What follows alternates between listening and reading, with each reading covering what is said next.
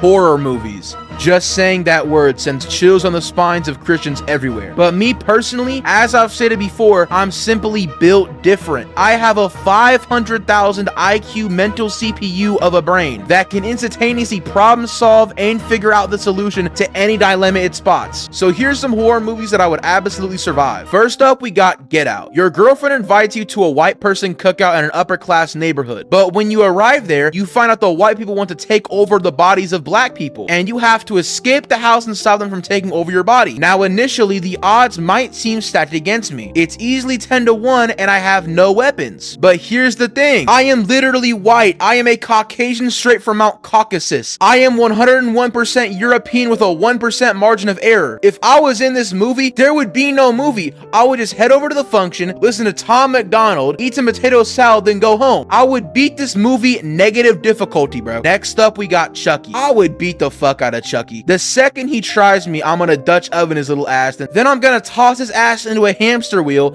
and spin that shit like a centrifuge. Then after his brain turns to mush, I would literally drag my nuts across his dumbass porcelain face. Whoever thought that a doll would make for a menacing villain needs to be sent to an institution immediately. Next up, A Quiet Place. Actually, I got a few survival strategies here. So basically, the thing we're worried about is death angels. They're unperceivably fast and strong, but they can't see you, they can only hear you. First of all, you can move to a naturally loud place like a waterfall, which should cover up any minor sounds you make. You could also get a boat and move to a remote island with your buddies, since they can't, fucking swim. You could also lure a bunch of them over to an area by turning on a PS4 Cyberpunk 2077 installed. Then once you get enough of them in that area, just get some amplified sound devices that are commonly used by police to control crowds. The loud noises will cause their mouth faceplate things to open up, which happens to be their weak spot. So I just take out that mouse tool with a switch on it, then air that bitch out. Hell, you can make a crowd control device out of stuff from Walmart. So realistically, if you and your friends are well armed, it wouldn't even be a problem. I honestly don't know how the characters in this movie struggled so much. It's not that hard. Next up, we got It. Initially, Pennywise seems super scary. I mean, he can shapeshift and use all the abilities that come with that. However, his weakness outweighs his abilities tenfold. As long as you're not afraid of him, he cannot hurt you. So all I gotta do is pull out that Doofenshmirtz Evil Incorporated 3000 with a switch on it and let all my worries waste away. Next up is Freddy Krueger. Basically, this is someone who is only capable of killing somebody in their dreams. So naturally, most people say just don't sleep. However, according to my calculations, I would get tired. So instead, I would just simply not dream. I mean, they literally sell over-the-counter drugs that make you stop dreaming called monoamine oxidase inhibitors. And boom, just like that, easy, level cleared. I'm telling y'all, I'm built differently. Y'all are not on my plane of thought, point blank.